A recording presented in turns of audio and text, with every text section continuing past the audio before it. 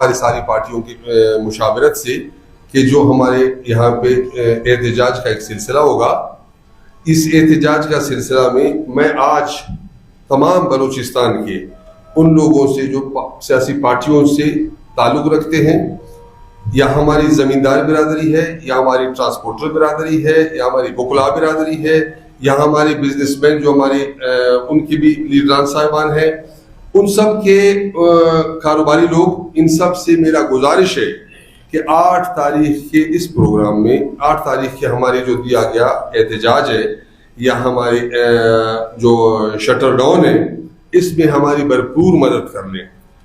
مدد کر لیں تاکہ یہ میسج چلا جائے. یہ میسج ہم دینا چاہتے ہیں اور اس میں ہم کامیاب ہوں گے کہ اگر اسلام آباد ہماری جلسوں میں اس صورت بھی اگر ہمارے پاس یہ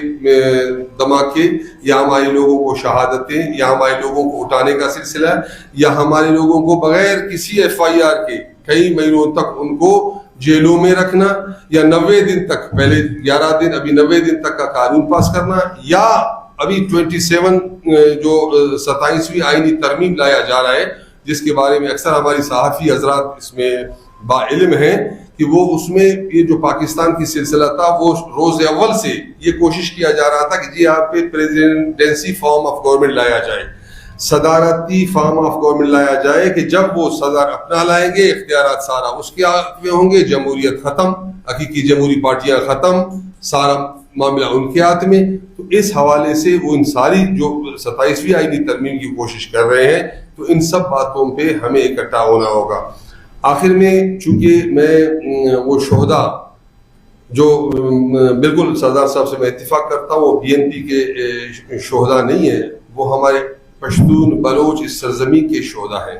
اور وہ جو ہمارے زخمی ہیں، میری دعا ہے کہ اللہ ان کو صحت یاب کرے. وہ صرف BNP کے شہداء نہیں،